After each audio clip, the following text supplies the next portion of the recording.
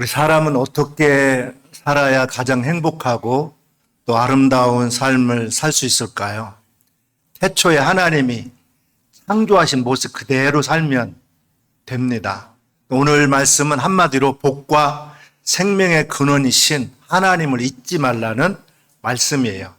신명기라는 말은 되풀이할 신신당부한다고 할 때 쓰는 신자와 또 명령명자예요. 그러니까 오늘 본문은 하나님이 신신당부한 명령이라는 거죠. 하나님께서 베푸신 은혜, 그 하나님을 잊지 말라는 거예요. 이 신명기 듀토로노미라는 말의 그 접두어 듀터라는 다시라는 뜻이 있어요. 신명기 30장 8절에 보면 너는 돌아보아 다시 여호와의 말씀을 청종하고 내가 오늘 내게 명령하는 그 모든 명령을 행할 것이니라 그래서 다시 선택하라. 다시 명령을 따르라 그 말이에요. 모세는 먼저 이스라엘 앞에 두 갈래 길이 놓여 있음을 반복해서 강조합니다. 생명과 사망의 길, 축복과 저주의 길이 있다라는 거예요. 신명기 30장 오늘 본문 15절에 보니까 보라 내가 오늘 생명과 복, 사망과 화를 내 앞에 두었나니 그랬어요. 보아라는 말은 보아라, 바라봐라, 조사하다, 느껴보다, 눈여겨봐라, 직접 눈으로 확인해보라, 주목하라는 뜻이에요. 주목해보고 판단해보고 비교해보고 관찰해보고 눈으로 확인해보라는 거예요. 우리는 지각이 있는 사람들로 어떤 사건을 볼 때 그 사건이 주는 교훈이 뭐고 지금 우리가 어떻게 살아야 되는지를 깨닫게 해주고 있어요. 오늘 19절에 보니까 내가 오늘 하늘과 땅을 불러 너희에게 증거를 삼노라. 내가 생명과 사망과 복과 저주를 내 앞에 두었은즉 내 자손이 살기 위하여 생명을 택하라 그랬어요. 그러므로 생명을 대할 때는 모세의 마음을, 우리 신명기를 대할 때는 모세의 마음을 헤아려 봐야 돼요. 하나님이 정말로 원하시는 것이 뭘까 생각해보고 생명과 장수와 복과 또 하나님이 원하시는 삶이 무엇인지를 택하라는 거예요. 신명기에는 과연 복과 저주가 몇 번 나올까요? 복이라는 말은 8번, 저주라는 말은 16번 나오는데 하나님이 원하시는 것은 그런데 저주가 아니라 생명과 복이라는 거예요. 생명을 택하라는 말은 생명에 집중하라 그 말이에요. 하나님 우리가 살아가는 길에 두 가지 길을 놓았습니다. 우리가 살아가는 길은 믿음의 길과 불신의 길, 단 두 가지 길밖에 없을 뿐이에요. 중간이라는 건 없어요. 인생은 선택의 연속 가운데 살고 있습니다. 직장을 선택해야 됩니다. 또 결혼을 선택해야 돼요. 진로를 선택해야 됩니다. 하루에도 여러 가지를 우리가 선택해야 돼요. 사람들은 개인의 성격에 따라서 결정을 잘하는 사람도 있고 결정할 때가 되면 타인의 도움을 구하거나 또 결정을 미루거나 우유부단한 사람이 있어요. 결정장애가 있어가지고 이렇게 선택을 미루거나 타인을 의존하게 되면 그만큼 자기 인생을 제대로 살지 못하는 거예요. 어릴 때부터 스스로 선택하고 스스로 물건을 사게 하고 스스로 작은 결정을 하게 하면 성인이 되어서도 결정을 잘합니다. 그런 어릴 때부터 할머니가 모든 걸 해주고 부모님이 따라다니면서 결정을 도와주면 성인이 되어서도 스스로 결정을 잘못하는 의존적인 그런 사람이 될 수 있어요. 이것은 개인의 책임감, 자율성과 관련이 되면서 건강한 자아상을 만드는데 중요한 그런 요인이 되는 것입니다. 선택을 지혜롭게 잘하는 사람이 건강하고 자율적인 그런 사람이에요. 오늘 말씀해 보면 모세는 이스라엘 백성들을 이끌고 애굽에서 탈출했어요. 광야에서 40년을 함께 하면서 하나님께서 불기둥과 구름기둥으로 그들의 발걸음을 인도해 주셨음을 직접 체험했습니다. 신명기는 모세가 이제 임종을 앞둔 마지막 고별 설교예요. 이제 세상을 떠나기 전에 마지막 부모가 자식에게 하는 심정으로 모세는 이스라엘 백성들 향해서 좋은 선택, 최상의 선택을 하도록 당부하고 있어요. 친절한 마음을 담은 모세의 설교에는 사랑하는 백성들의 장래를 걱정하는 아버지의 마음, 부모의 마음, 하나님의 마음이 절절하게 배어 있다고 볼 수 있어요. 모세가 이스라엘 백성들의 요구하는 선택의 내용은 간단합니다. 선택을 위해서 두 가지를 앞에다 놓아놨어요. 양자택일을 하라는 거죠. 선택은 자유지만은 그러나 그 결과는 우리 본인의 몫이에요. 생명을 선택하면 선으로 연결되고 복이 됩니다. 사망을 선택하면 그 길은 악이 되고 저주로 끝이 나는 거예요. 다른 말로 하면 생명의 길은 하나님을 선택하는 거, 교회를 선택하는 거, 예수님을 선택하는 거, 영적인 것을 선택하는 거예요. 영원한 구원과 복을 선택하는 겁니다. 반대로 사망의 길은 우상을 선택하는 거고 세상을 선택하는 거고 넓은 길을 선택하는 거예요. 결국 멸망으로 가는 길을 가는 것입니다. 세상에 길이 많은 것 같지만 결국 따지고 보면 생명의 길과 사망의 길로 이 두 갈래 길밖에 없어요. 들판에 많은 식물들이 있지만 인간에게 유익한 곡식이냐 아니면 가라지들 곧 들풀이냐로 갈라집니다. 온 세상에 많은 물이 흐르지만 사람이 먹을 수 있는 생수가 있고 먹지 못할 오염된 물이 있을 뿐이에요. 온 우주에 영들이 많이 존재하고 있습니다. 사단과 귀신들이 있어요. 수많은 어둠의 영들이 있지만 결국 하나님과 악한 영, 이 둘로 우리 나눌 수 있어요. 천지를 창조하시고 우주 만물과 인간을 다스리는 하나님은 항상 이 두 갈래 길에서 사람들이 선택하도록 요구하십니다. 인류의 첫 조상이었던 아담과 하와는 하나님께서 금지한 선악과를 먹어야 될까 말아야 될까 할 그 선택이래서 사실은 실패한 사람들이에요. 아담과 하와가 잘못된 선택으로 온 인류는 죄악의 구렁텅이에 빠지게 되었습니다. 에덴 동산의 그 모든 풍족하고 만족하고 부족함이 없는데도 이 사단의 유혹에 빠져가지고 결국 금지된 열매를 따먹는 잘못을 범함으로 인해 가지고 결국 망하고 말았습니다. 영적인 선택은 한 번만 잘못해도 자신과 가문과 인생에 큰 타격을 받게 됩니다. 우리 그리스도인들의 선택은 언제나 영적인 선택이어야 돼요. 언제나 하나님 뜻에 합당한 그런 선택을 할 줄 아는 사람들이 돼야 됩니다. 성도는 날마다 믿음을 가지고 용기 있는 그런 선택을 해야 돼요. 하나님 중심, 교회 중심을 살까? 세상 중심, 나 중심의 삶을 살까? 항상 이 두 갈래 길이 우리 앞에 놓여 있어요. 이 선택의 결과의 보상은 분명히 있습니다. 우리는 선택의 기로에 서 있는 그런 사람들이에요. 하나님께서 우리를 선택하셨지만 우리들 한 사람 한 사람도 복을 받기 위해서 하나님께 응답적인 선택을 우리가 해야 됩니다. 선택은 마음가짐에 따라서 쉬울 수도 있지만 대단히 어려울 수도 있어요.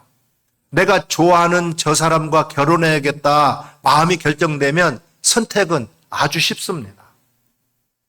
그러나 좋아하는 사람이 하나가 아니고 둘 이상이라고 한다면 선택은 매우 어려워지게 될 거예요.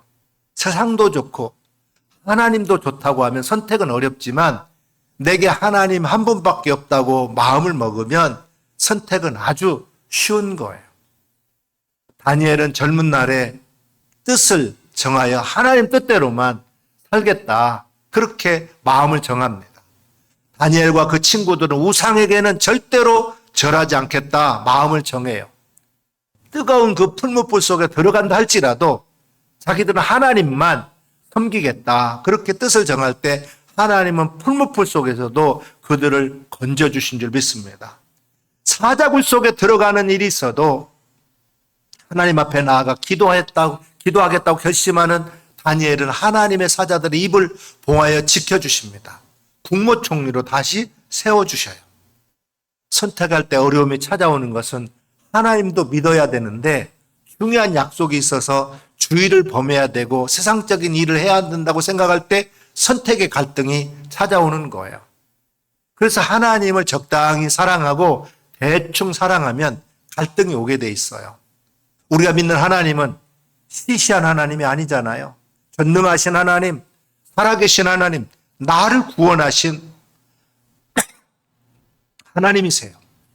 우리가 하나님을 사랑할 때 성경을 통해서 말씀하신 바와 같이 마음을 다하고 성품을 다하고 뜻을 다하고 목숨을 다하여 하나님만 최고로 사랑하겠다. 그렇게 다짐한 사람들입니다. 이렇게 하나님을 사랑하면서 살아가는 것이 가장 좋은 길이고 지혜롭고 복된 길인 것을 여러분 믿으시길 바랍니다. 오직 주님, 오직 교회 중심의 마음으로 살면 최고의 선택이 되는 줄 믿으시기 바랍니다. 하나님이 이스라엘 백성들이 언제나 선택을 요구하셨어요. 가나안 땅 우상을 선택하며 살 것인가? 아니면 전능하신 하나님을 선택할 건가? 하나님께 요구하시는 선택의 결정을 우리는 해야 돼요.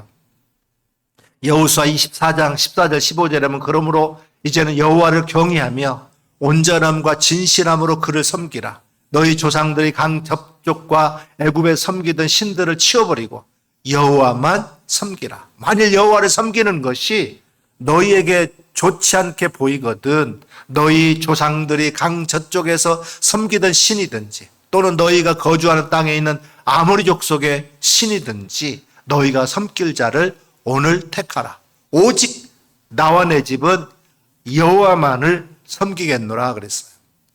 잘못 선택하면 자신과 가정과 국가가 멸망의 길로 갈 수 있기 때문에 그래요. 사사기를 보면 결국 하나님을 떠나서 우상을 섬겼던 이스라엘 후손들이 엄청난 어려움과 고난을 겪게 되는 걸 볼 수 있습니다. 생명과 복과 장수의 근원이신 하나님을 택한다는 것이 뭘까요?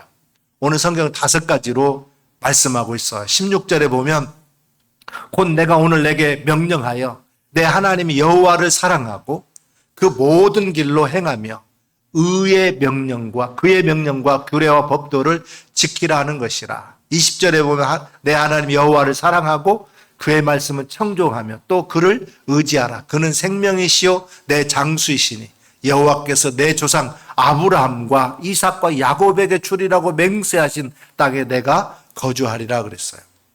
사실 여기 청종하라는 말은 들으라는 말인데 이 신명기 30장에서만 4번이나 나와요.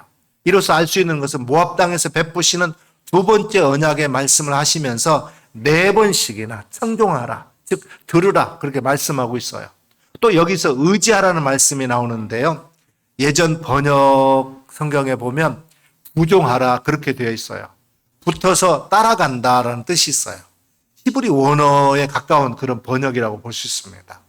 히브리로 다바크라고 하는 말은 연합하다, 꼭 달라붙다 그런 뜻입니다. 마치 악교와 같은 강력한 접착제로 붙어놓은 것처럼 어떤 틈도 벌어지지 않고 딱 붙어 있는 것을 말하는 거예요. 이스라엘이 가나안 땅에 들어가서 절대 다른 데 한눈 파지 말고 오직 하나님에게 꼭 붙어 있으라는 거예요. 여러분, 하나님을 사랑하면 함께 하고 싶습니다. 그의 길을 따라가게 되어 있어요. 사랑하는 하나님이 하신 말씀을 지키게 되어 있습니다. 그리고 우리는 우리에게 그것이 복이 되는 줄 믿습니다. 하버드 의대 교수인 허버트 벤슨 박사는 세계적인 심장 전문인데 그가 하버드 비즈니스 리뷰에서 기사를 하나 발표했는데 의미심장한 내용이에요. 그 내용은 성경 말씀을 묵상할 때 현대 생활의 스트레스를 해소해주는 중요한 요소가 된다는 거예요. 하버드 정신과 의사들도 아주 놀라운 결과를 알게 됐습니다. 성경을 한 문장 또는 한 문단씩 묵상했던 그리스도인 환자들이 분명한 심리적, 신체적인 반응이 일어나는 거예요. 그래서 의사들은 환자에게 아침에 일찍 일어나서 한 번, 저녁에 잠들기 전에 한 번 성경을 묵상하라 그렇게 권고했습니다. 미시간 대학 심리학 교수 스티븐 카플란 박사도 그 연구팀도 현대사의 많은 정신병을 유발하는 정신적인 피로에 대해서 연구했는데 이 카플란 박사도 환자가 주의를 완전히 집중할 수 있도록 집중력을 키우는 것이 회복의 필수 요소라고 결론을 지으면서 우리가 성경을 묵상하면 그렇게 된다고 하는 거예요. 제가 그 2021년도에 저희 형제들이 암에 2명이나 걸리고 또 제 조카가 암에 걸리고 그런 위기가 2021년도에 찾아왔고 또 우리 교회에 뿐만 아니라 전 세계에 코로나가 찾아왔어요. 그래서 제가 우리 교인들을 어떻게 위로해주고 이런 위기 가운데 힘을 얻게 할까? 우리 형제들을 다시 믿음으로 더 굳건하게 할까 해서 제가 매일 아침마다 학가다를 보냈습니다. 기억하시죠? 그 학가다를 통해서 하나님의 말씀으로 위로받고 용기를 얻을 수 있도록 그렇게 했던 기억이 나요. 그리고 지금까지도 계속 우리가 학가다 말씀을 보내는데 우리가 마음을 다해서 하나님의 말씀에 초점을 맞추는 동안 우리는 온전해지고 치유가 됩니다. 하나님의 말씀은 아스피린이나 소화제와 같이 효력 있는 것 이상으로 강력해요.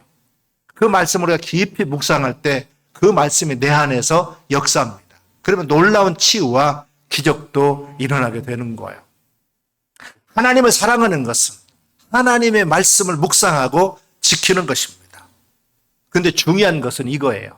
하나님을 사랑하냐, 하나님을 사랑하지 않느냐, 우리가 어떻게 알 수 있습니까? 하나님께 예배를 드리느냐, 아니면 우상에게 예배를 드리느냐, 또 하나님의 명령, 말씀대로 사느냐, 아니면 내 마음대로 사느냐, 또 주일에 하나님을 예배 드리느냐, 아니면 세상 일이 먼저냐로 우리가 알 수 있어요. 하나님을 경배하고 하나님의 말씀을 우리가 따라 살아야 됩니다. 그것이 나에게 생명과 복과 건강과 번성을 줍니다. 하나님은 하늘과 땅을 불러서 증인으로 삼을 수 있다고 했어요. 여러분, 우주 만물, 살아있는 모든 것, 내 생명, 내 시간, 내 모든 것을 주신 분이 하나님이세요. 특히 일주일 168시간을 우리에게 주신 분이 하나님이신 줄 믿습니다. 우리는 자유롭게 이것을 쓰면서 살고 있어요. 그 하나님께 내 마음과 사랑과 경배가 먼저 하나님께 있음을 고백하는 것이 오늘 이 주일 예배입니다. 하나님을 존중하고 사랑하고 하나님의 길로 행하면서 하나님의 법도를 우리가 지킵니다. 이 표시가 곧 주일 성수예요. 그래서 주일을 지키는 것이 하나님 사랑에 너무나도 중요한 그런 표시이기도 하는 거예요. 그렇게 하나님을 선택하면 하나님이 생명과 복을 우리에게 주시는 줄 믿습니다. 신명기 30장 16절 우리 같이 한번 보겠습니다. 그리하면 네가 생존하며 번성할 것이요 또 내 하나님 여호와께서 내게 가서 차지할 땅에서 내가 복을 주실 것임이니라. 당장 대한민국과 북한만 보아도 알 수 있어요. 애국가에 있듯이 동해물과 백두산이 마르고 닳도록 하나님의 보호하사 우리는 하나님의 복을 받은 나라가 됐습니다. 세계 7대 강국으로 역사상 가장 빠르게 선진국이 된 나라가 되었어요. 지금 전 세계 한류 열풍이 불고 있는 나라가 되었습니다. 그러나 북한은 전 세계에서 노예 지수가 1위, 기독교 박해가 1위 국가가 되었습니다. 국제 깡패로 전락하고 말았어요. 지금도 국민의 50% 이상이 기아에 허덕이는 고통 중에 있습니다. 하나님께 우리가 꼭 붙어 있으면 만사 형통인 줄 믿습니다. 반대로 그러니까 하나님한테 우리가 멀어지게 되면 만사 불통하게 돼 있어요.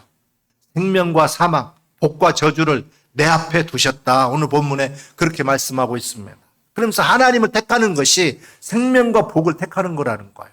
하나님을 믿는 것이 무슨 야구 보러 가는 거, 등산 가는 거, 사람을 만나는 거, 내 취미생활 하는 것보다 못해서야 되겠습니까? 그리고 우상을 숭배하는 것보다도 못해서야 되겠느냐 이 말이에요. 이것을 젊은 청년을 예로 들어서 한번 생각해 보겠습니다. 여자친구와 사귄 지 이제 100일이 되는 그런 남자친구가 있었어요. 여자친구에게 100일 되는 날 맛있는 걸 사주겠다고 오라고 했어요. 자그마한 선물도 준비를 했습니다. 근데 여자 청년이 그 시간에 몸이 좀 아프다고 나오지 않더라는 거예요. 그럼 다른 남자와 클럽에서 나오면 이게 나를 사랑하는 겁니까? 말도 되지 않잖아요. 네가 왜 거기서 나와 하는 한탄 노래처럼 환장하는 거죠. 영적으로 신앙적으로 똑같아요. 주일에 우리가 어디에 가 있느냐. 하나님 이걸 보고 계신다 이 말이에요. 하나님을 사랑한다고 말해놓고 주일에 하나님의 집이 아닌 다른 곳에 있다고 한다면 네가 왜 거기서 나오냐? 그렇게 물으면 뭐라고 대답하겠어요? 하나님을 야구 보러 가는 것보다 축구보다도 내 취미생활보다도 우상보다도 못하게 여기는데 하나님이 얼마나 슬퍼하겠습니까? 신명기 8장 10절에서 14절에 보면 네가 먹어서 배부르고 내 하나님 여호와께서 옥토를 내게 주셨으므로 말미암아 그를 찬송하리라. 내가 오늘 내게 명하는 여호와의 명령과 법도와 규례를 지키지 아니하고 내 하나님 여호와를 잊어버리지 않도록 삼갈지어다. 네가 먹어서 배부르고 아름다운 집을 짓고 거주하게 되며 또 내 소양과 양이 번성하며 내 은금이 증식되며 내 소유가 다 풍부하게 될 때 내 마음이 교만하여 내 하나님 여호와를 잊어버릴까 염려하노라 그랬어요. 우리 한국 또 교회 성도에 대한 영적인 진단입니다. 하나님이 우리를 잘 살게 해주셨어요. 풍족하게 해주셨습니다. 그랬더니 이제 하나님을 잊어버리고 세상길 취미생활로 가버리고 있어요. 하루는 제 아들이 어렸을 때요, 제가 과자를 사줬습니다. 그 아이가 과자를 맛있게 먹고 있어요. 그래서 제가 나도 과자 좀 줘봐. 그러니까 아들이 싫다는 거예요. 왜 그러냐 하니까 이게 자기 거라는 거예요. 그래서 제가 말했습니다. 그래. 그런데 그 과자 누가 사줬지? 그러니까 아빠가 사줬다는 거예요. 그래서 제가 아들에게 말했습니다. 그래도 다 먹으라. 그 대신에 아빠가 다시는 너에게 과자 사주지 않겠다. 그러니까 그때서 정신 차리고 아빠 과자 먹으라 그러는 거예요. 우리도 마찬가지예요. 어느 날인가부터 과자를 사준 아빠는 보이지 않고 내 손에 든 과자만 보이는 거예요. 지금 한국 교회 성도들이 이러고 있다고 하는 거예요. 나를 잘 살게 해주신, 내게 복과 평강과 건강을 주신 하나님을 잊지 않고 예배드리는 것이 마땅합니다. 이 진리는 지구의 종말이 올 때까지 무슨 일이 있어도 하나님이 원하시는 거예요. 히브리서 10장 24절 25절을 같이 한번 읽어보겠습니다. 서로 돌아보아 사랑과 선행을 격려하며 모이기를 패하는 어떤 사람들의 습관과 같이 하지 말고 오직 권하여 그날이 가까움을 볼수록 더욱 그리하자. 이거 하나만 보아도 내 마음이 하나님께 있고 하나님을 존중하고 하나님을 믿는지 그렇지 못한지 당장에 우리가 알 수가 있어요. 신명기 오늘 본문 17절 18절에 그러나 네가 만일 마음을 돌이켜 듣지 아니하고 유혹을 받아 다른 신에게 절하고 그를 섬기면 내가 오늘 너희에게 선언하노니 너희가 반드시 망할 것이라. 너희가 요단을 건너가서 차지할 땅에서 너희 날이 길지 못할 것이니라 그랬어요. 실제로 열왕기하 21장에 보게 되면 히스기야 왕의 아들 므낫세 왕이 말도 안 되는 우상 숭배를 합니다. 우상을 숭배하는 산당을 지어요. 바알과 아세라 신상을 만들어 경배합니다. 특히 하나님이 극도로 화가 나신 이유가 있어요. 아세라 목상을 예루살렘 성전 안에다 갖다 놓습니다. 얼마나 화가 나셨는지 이스라엘은 바벨론에게 멸망당하도록 하신 걸 볼 수 있어요. 여러분, 다른 유다로 살지 마시기를 바랍니다. 유다는 예수님의 제자로 선택을 받았어요. 근데 예수님의 주변만 왔다 갔다 했어요. 유다는 예수님을 진실로 진정한 자신의 구주로 믿지를 못했습니다. 역시 가룟 유다에게도 생명과 사망과 복과 저주가 앞에 놓여 있었습니다. 근데 사망과 저주를 택한 거예요. 그래서 예수님을 그는 팔아버립니다. 은 30냥에 팔아버려요. 그리고 그는 망해버리고 맙니다. 두 사람이 같은 자동차 안에서 사고를 당해서 심하게 다쳤습니다. 두 사람 중 한 사람은 사고 경험을 큰 아픔과 고통으로 받아들였어요. 그러면서 자기는 너무나도 불행하고 재수없다고 그렇게 생각하면서 삽니다. 또 다른 사람은 그 사고를 감사함으로 받아들이면서 살기로 선택했어요. 그 사고에도 자기 생명을 보존해 주신 하나님께 감사하면서 앞으로는 단 1분도 내가 허투루 살지 않기로 마음을 먹습니다. 이렇게 순간에 우리가 갈 수도 있구나 하는 걸 생각하면서 그렇게 살기로 마음먹었어요. 우리 인생에 일어나는 사건들은 내 마음대로 통제할 수 있는 게 아니에요. 그러나 일어난 일들을 어떻게 통합하고 받아들이고 이해하는가는 우리가 선택할 수 있습니다. 우리 인생이 존귀하게 되는 것은 이런 영적인 선택에 달려있는 거예요. 영적인 선택이 사람을 가치 있고 거룩하고 존귀하게 만들어가는 거예요. 우리 매일 삶의 현장 속에서 중요한 것을 선택하는 것은 쉽지 않는 인생길을 우리가 가고 있는 겁니다.